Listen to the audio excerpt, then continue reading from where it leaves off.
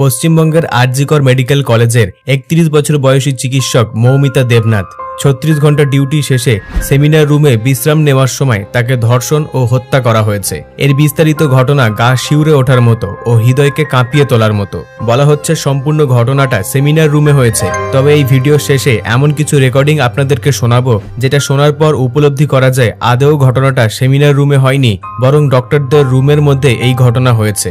অর্থাৎ নাইট শেষে ডক্টরদের থাকার জন্য একটি করে রুমের ব্যবস্থা থাকে, আর সেই রুমে 2 থেকে 4 জন করে ডক্টরের থাকার ব্যবস্থা থাকে। অনুমান করা হচ্ছে তাকে রুমের মধ্যে ধর্ষণ করে হত্যা করে পরবর্তীতে সেমিনার রুমে নিয়ে এসে ঘটনাটিকে আত্মহত্যা বলে সাজানোর চেষ্টা করা হয়েছে। মৌমিতাকে যে 2 জন হাত ধরে রেখেছিল তার মধ্যে একজন নারী তারই কলিগ। একটা মেয়ে হয়েও সে কিভাবে নিজের নারী বন্ধুর সঙ্গে এমনটা করতে পারল? একটা শরীর, 18 থেকে 20 জন পুরুষ, 113টা কামড়ের দাগ, 150 গ্রাম বীর্য পাওয়া গিয়েছে তার শরীরে। আপনি একবার কল্পনা করে দেখুন, একটা সুস্থ মহিলার কতক্ষণ গলা চেপে রাখলে তার চোখের জলের সঙ্গে রক্ত বেরিয়ে আসে। মৌমিতার উপর নির্যাতন চলাকালীন যে 2 জন তার হাত ধরে রেখেছিল তাদের মধ্যে একজন মৌমিতার ফিমেল কলিগ। একজন কাছের বন্ধু হয়েও কিভাবে নিজের বন্ধুর সঙ্গে বিশ্বাসঘাতকতা করলো? চোখ দিয়ে রক্ত বেরিয়ে আসার আগের মুহূর্তে মৌমিতা নিশ্চয়ই এই ফিমেল কলিগের মুখের দিকে তাকিয়েছিল। চোখের ভাষায় তাকে বোঝানোর চেষ্টা করছিল, আমাকে বাঁচাও, তুমিও তো একটি মেয়ে। ময়না তদন্তের রিপোর্টে দাবি যৌনাঙ্গে গভীর ক্ষত হয়েছে। অ্যান্টিমর্টে নামে দেখা গিয়েছে বিপুল পরিমাণে রক্তপাতে হাইমেন ফেটে যায়। গভীর ক্ষতের প্রমাণ মিলেছে। 150 গ্রাম দেহরস ফরেন্সিক ল্যাবে পাঠানো হয়েছে পরবর্তী পরীক্ষার জন্য। তরুণীর বুকে আঘাত দেওয়া হয়েছে, শ্বাসরোধ করে দম বন্ধ করে দেওয়া হয়েছে। থাইরয়েড হাড়ে নির্যাতন করার চিহ্ন পাওয়া গিয়েছে। আঙুলের নখ ডিএনএ স্যাম্পল টেস্ট ফরেন্সিক ল্যাবে পাঠানো হয়েছে। শ্বাসরোধ করে গলা টিপে ধরে ওই তরুণী চিকিৎসককে হত্যা করা হয়েছে। ময়নাতদন্ত রিপোর্ট হাতে পেয়ে কলকাতা পুলিশ দাবি খুন ধর্ষণের আগে প্রচণ্ড পরিমাণে মারধর করা হয়েছে এবং অধিক বল প্রয়োগ করা হয়েছে নির্যাতিতা মৌমিতা দেবনাথের উপর। কোন আঘাত কিভাবে হয়েছে তারই ইঙ্গিত রয়েছে রিপোর্টে। এমনকি নিজেকে বাঁচাতে প্রাণপণ চেষ্টা চালিয়েছিল নির্যাতিতা। অনেকটা সময় ধস্তাধস্তি হয়েছিল।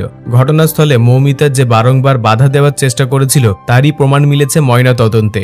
অভিযুক্তর হাত এবং মুখের মধ্যে দাগ মিলেছে। ময়নাতদন্তের রিপোর্টে জানা গিয়েছে নির্যাতিতা তরুণীর কোথায় কিভাবে ক্ষত হয়েছিল। চোখের ক্ষত ভাঙা চশমার কাঁচে ঘটেছে। সঞ্জয়ের হাত থেকে নিজেকে বাঁচাতে প্রতিরোধ করেছিলেন ওই চিকিৎসক। প্রবল ধস্তাধস্তিতে চশমার কাঁচ ভেঙে যায়। কাঁচ ভেঙে যাওয়ার কারণে চোখের মধ্যে ক্ষত এবং রক্ত বেরিয়ে আসে। মাথায় আঘাত রয়েছে কারণ ধস্তাধস্তির সময় নির্যাতিতার মুখ চেপে ধরে দেওয়ালের মধ্যে তার মাথা ঠুকে দেওয়া হয়েছিল। এমন নৃশংস ধর্ষণ এবং হত্যাকাণ্ডকে আত্মহত্যা বলে চালিয়ে দেওয়ার চেষ্টা করেছে আরজিকর মেডিকেল কলেজ। মৌমিতা দেবনাথ পশ্চিমবঙ্গের উত্তর 24 পরগনা জেলার পানিহাটি বিধানসভার নাটাঘর অম্বিকা মুখার্জি রোড সিআর পার্কের এলাকার বাসিন্দা। আরজিকর হসপিটালের আরও একজন যুবতী ডক্টরের কল রেকর্ড ভাইরাল হয়েছে। আমি এটা নিশ্চিত যে এই কল রেকর্ড শোনার পর এই ধর্ষণ কাণ্ডের অনেক রহস্য আপনার কাছে খোলাসা হয়ে যাবে। তাই অনুরোধ রইল আপনারা প্রত্যেকেই এই কল রেকর্ডটি সম্পূর্ণ শুনবেন এবং সকলের সঙ্গে শেয়ার করে দেবেন। আরজিকর? হ্যাঁ, আরজিকর থেকে বেরোবো। হ্যাঁ, তো বলো এবার। বলছি ওটা হয়েছে কি বলতো, ও 2টো অবধি পেশেন্ট দেখেছে, ঠিক আছে? রাত্রি 2টো? রাত্রি 2টো, ঠিক আছে। 2টো অবধি পেশেন্ট দেখেছে। দেখে রুমে এসে অনলাইনে অর্ডার করে 4 জন বন্ধু মিলে খেয়েছে, ডিনার করেছে। করে ও খুব টায়ার্ড ছিল, যেহেতু 36 ঘন্টা ডিউটি ছিল, টায়ার্ড ছিল। ও কি করেছে, ওই সেমিনার রুমে গিয়ে শুয়ে পড়েছে একটা রেড কালারের ব্ল্যাঙ্কেট ঢাকা দিয়ে। তারপরে মানে সেমিনার রুমে এমনি কি তোমাদের ওরকম সেমিনার রুমে টুমে ঘুমানো হয়? মানে আমি যদিও কোনো আইডিয়া নেই, ওই জন্য জিজ্ঞেস করছি। না, এবার একটা রেসিডেন্টাল ডক্টর রুমস থাকে, আচ্ছা, বুঝতে পেরেছিস? তারপরেও সেমিনার থাকে। এবার সেমিনারে একটা বেড থাকে, আর ডক্টরস রুমে 2টো 3টে যেরকম বড় ঘর হবে সেরকম বেড পাতা থাকে। আচ্ছা আচ্ছা। মেনলি ডক্টরস রুমে শোয়ার কথা, ঠিক আছে? হয়েছিল কি, ওকে বডিটা পাওয়া গেছে সেমিনার রুমে, কিন্তু ঘুমাচ্ছিল ডক্টরস রুমে। যে রুমটা তোর এখন ভাঙা হয়েছে, দেখেছিস রুমটা ভেঙেছে ঠিক বাথরুমের পাশেই, ঠিক আছে? মানে বাথরুমটাকে অজুহাত দিয়ে ওই রুমের দেয়ালটা ভেঙে দিয়েছে। অ্যাকচুয়াল কাণ্ডটা ঘটেছে তোর ইয়েতে, ওই রুমটার ভেতরে, ডক্টরস রুমে। ডক্টরস রুমে ঘটনাটা ঘটেছে, ওই বডিটাকে ডক্টরস রুমে ওই দিন আর কেউ ছিল না, খালি মানে অনলি ওই দিদিটাই ঘুমাচ্ছিল? হ্যাঁ, এবার তোকে আমি বলি, অন কলে নিশ্চয়ই একজন থাকবে না, ওরা জুনিয়র সিনিয়র মিলে থাকে, এমনকি থার্ড ইয়ার একজন থাকবে, সেকেন্ড ইয়ার একজন থাকবে, প্লাস ফার্স্ট ইয়ারের ইন্টার্নশিপরা যারা থাকে তারা ইন্টার্নরা থাকে। আর চেস্ট এমন একটা ওয়ার্ড হচ্ছে, কোভিড এর পর থেকে প্রায় হামেশাই সবার শ্বাসকষ্ট হচ্ছে, মানে আসছে মানেই শ্বাসকষ্ট হচ্ছে। আর চেস্ট ওয়ার্ড আর চেস্ট মেডিসিন দুটোই পাশাপাশি ওয়ার্ড, ঠিক আছে? তো কেউ কি শুনতে পায়নি? কেউ শুনতে পায়নি। ওটাই তো আমি ওই দিনকে ওটাই ভাবছিলাম। এবার দেখ, ধস্তাধস্তি করাতে একটা নিশ্চয়ই চিৎকার হয়, একটা ভায়োলেন্ট হয়, বুঝতে পেরেছিস? তারপরে আবার কি, যে 4 জন ওর সাথে খেয়েছে তারা কোথায়, তারা কেন মিডিয়ার সামনে আসছে না? তাই তো, তারা কেন আসছে না? তোমার ওই দিন ডিউটি ছিল না রাতে? ওই দিনকে আমি নাইটে ডিউটি করছিলাম। আচ্ছা। আমি নাইটে ডিউটি করে এসেছি, আমার লাস্ট নাইট ছিল তো। আমার তো 3 দিন নাইট থাকে, 3 দিন নাইট থাকার পর লাস্ট নাইট ছিল, লাস্ট নাইটের পর বুধবার আমার লাস্ট নাইট। বুধবার রাতে ঘটনাটা ঘটেছে, আমি বাড়িতে এসেছি, রীতিমতো বাড়িতে এসে শুয়ে পড়েছি। 3টের সময় আমার কাছে ফোন এসছে যে সবাইকে ডেকে পাঠিয়েছে, ইমিডিয়েট আয়। তখন গিয়ে দেখি আরজি করে এই অবস্থা, পুরো গোটা হাসপাতালকে ডেকে পাঠিয়েছিল। গিয়ে দেখি পুলিশ ছয়লা, মানে আর ওকে যেভাবে, আমি তো বডিটা দেখেছি রে, মানে আমাদের এখনো পর্যন্ত চোখ থেকে নামছে না, রীতিমতো মনে হচ্ছে মেয়েটা যেন আমাদের পাশে পাশে ঘুরছে, একদম এরকম, মানে মানে অদৃশ্যমান, মানে আমরা এরকম ভাবতে পারছি না যে এরকম ভূত থাকে বা একটা স্পিরিট থাকে বা কিছু। এখন আমরা বুঝতে পারছি না ওর আত্মাটা এখনো ঘুরছে আমাদের আশেপাশে। দেখ, ওর আমার তলাটা নেই, কিন্তু ওর থেকে ও থাকে 4তলায় ঘটনাটা ঘটেছে, ঠিক 2টো ফ্লোর নিচেই আমি থাকি, আমার রুমটা, ঠিক আছে? কিন্তু তাও আতঙ্কে আমরা মানে একদম স্তব্ধ হয়ে গেছে আরজিগরটা। কিন্তু ব্যাপারটা হচ্ছে, তাহলে ডক্টরস রুম থেকে ওকে সেমিনার রুমে নিয়ে যাওয়া হয়েছে? হ্যাঁ, অবশ্যই নিয়ে যাওয়া হয়েছে। এবার দেখ, নিয়ে যাওয়া হয়েছে, ওকে যেভাবে মারা হয়েছে এটা একার পক্ষে অসম্ভব, দিস ইজ এ ইম্পসিবল, পুরোপুরি গ্যাং রেপ ছাড়া কোনো কিছু নয়। আর শুধুমাত্র রেপ নয়, রেপ হলো, করলো, ছেড়ে দিল, ঠিক আছে, ওকে রীতিমতো মার্ডার করেছে। মানে মানে হিসেব মতো যা বুঝছি, মানে তোমার কথাতে, ওটা হচ্ছে ওর ওই বন্ধু বান্ধব মেবি জড়িত। এক্স্যাক্টলি, হয় ওর বন্ধু বান্ধব কেউ, ঠিক আছে, মানে 4 জনের মধ্যে কেউ, আইদার ওকে এমন কিছু করতে বলতে। দেখ, বড় বড় কোম্পানিতেও তো এরকম হয়, মানে হয় তুমি আমার সাথে কম্প্রোমাইজ করো, নয় তুমি চাকরি ছেড়ে চলে যাও, হয় তো। এখানেও সেরকম কিছু একটা হয়েছে। যাকে যে ক্রাইম করেছে সেও কিন্তু নর্মাল ডক্টর নয়, কিন্তু সেও একটা ভালো পোস্টে র্যাঙ্ক করছে, বুঝতে পেরেছিস? তবেই কিন্তু পুরো ব্যাপারটাকে হসপিটাল চেপে যেতে চাইছে, পুরো ব্যাপারটা। তাহলে এই সিভিক যে ও কোথা থেকে আসছে? এবার তোকে আমি বলি ওটা কোথা থেকে আসছে। আমাদের প্রিন্সিপাল চেঞ্জ হয়ে গেছে, ডেপুটি সুপার চেঞ্জ হয়ে গেছে, তারপরে আমাদের ওই অ্যাসিস্ট্যান্ট সুপার চেঞ্জ, সব চেঞ্জ হয়ে গেছে।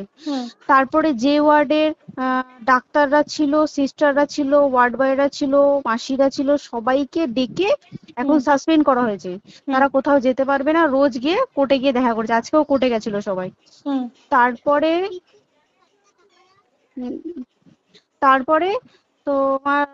তোর এগুলো হলো, তারপরে তোর কি বলে, আরে বল না, ওই সিবিআই এটা হয়েছে কি, মানে ও সেই সঞ্জয় রায় যে ধরা পড়েছে, অ্যাকচুয়াল কিন্তু ও নেই, ঠিক আছে?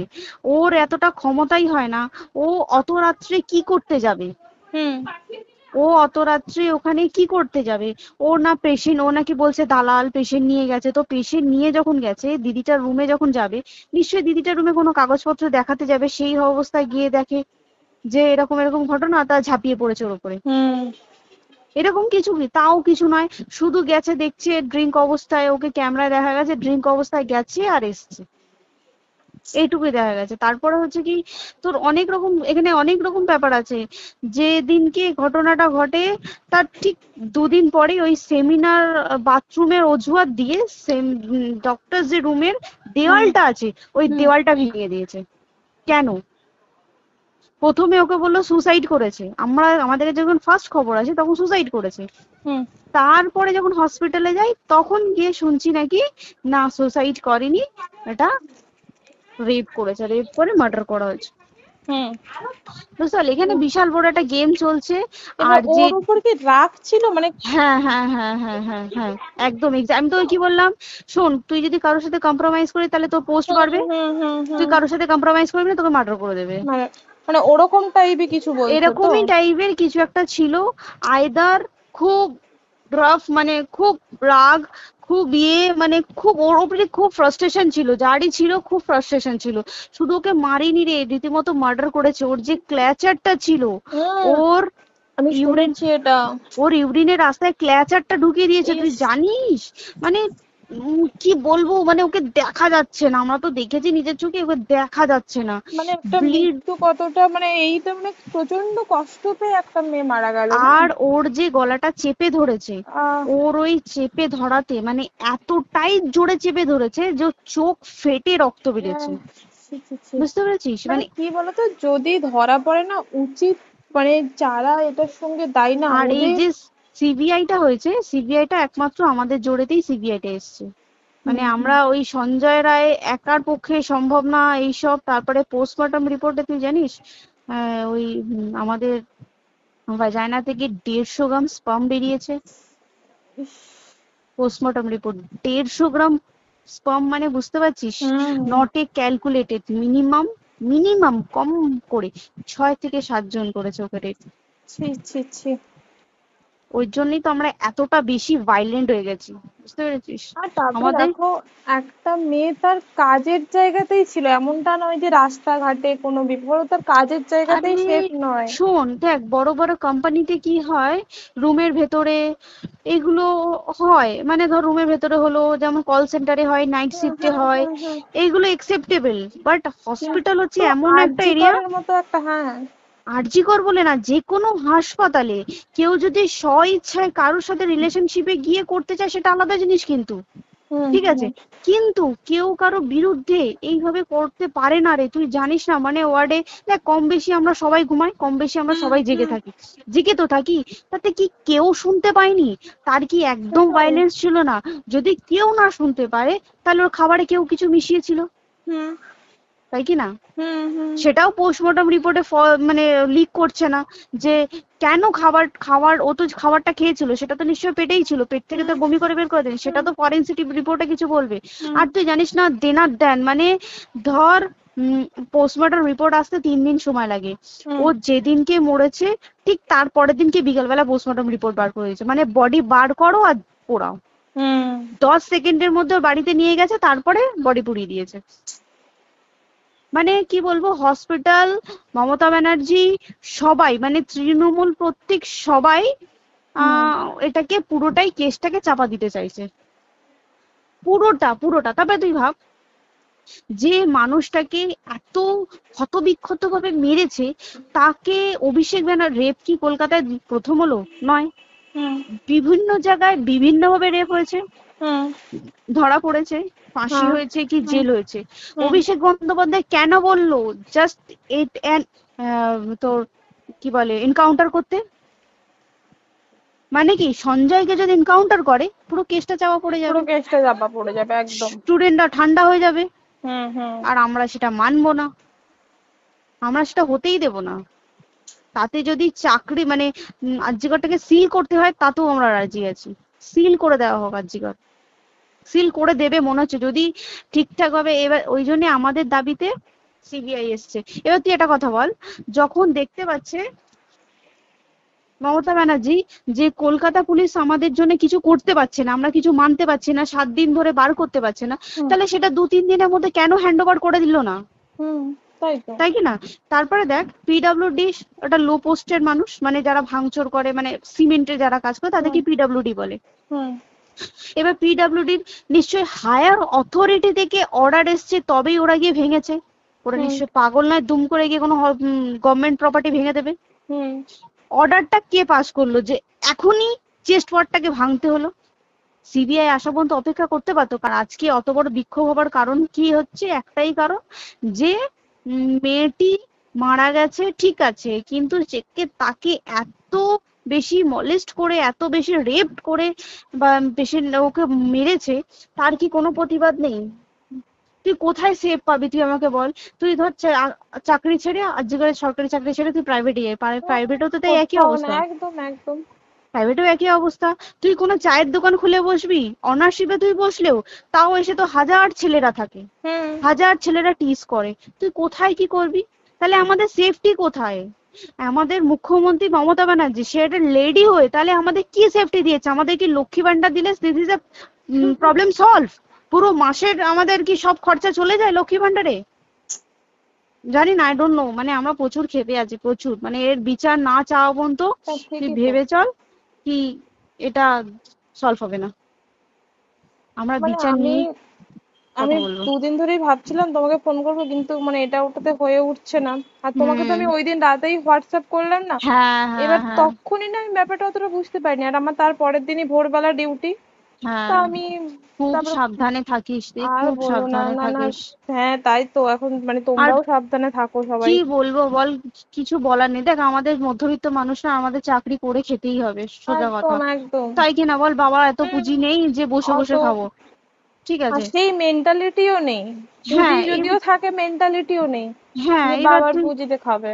এবার একটা কথা তুই বল, চাকরিটা কোথায় গিয়ে করবো তুই একটা বল? কোন স্টেটে গিয়ে চাকরি করবো তুই আমাকে বল? ওই যেমন মানে এটা হয়তো আমার মা যেমন বাড়িতে থেকে 7টার মধ্যে ঢুকে যাও, দিদিকে তো ধরো অনেক রাত অব্দি 9টা 10টা অব্দি ল্যাবে থাকতেই হয় না। এবার তুই কি করবি বল, কি করবি বলো তো? এখন কিছু করার আছে? দেখ ল্যাবেও তো সব ছেলেরা আছে, ছেলে আছে মেয়ে আছে, তুই কাকে বারণ করবি? তুই কাকে বিশ্বাস করবি? তুই বল, তুই ধর কলিগদের সাথে খেতে বসেছিস, ঠিক আছে, তোর টিফিনটা যদি কেউ চাইলো তুই তাকে না দিয়ে পারবি? না একদমই। আর কার মনে যে কি আছে সেটাই তো কি বলবি বল। এবার তুই বল, খাবারটা যে খাবি, তোর টিফিন কেউ চাইলো বা তোকে যদি কেউ বললো একটু একটু খা, যেমন আমরা শেয়ারে হয় স্কুলে যেটা আমাদের শিখে এসেছি, হ্যাঁ স্বাভাবিক, এটা সবার, এটা তো স্বাভাবিক। তুই বল তাতে যদি এরকম অবস্থা হয় তাহলে কি করবে মানুষ, তুই আমাকে বল।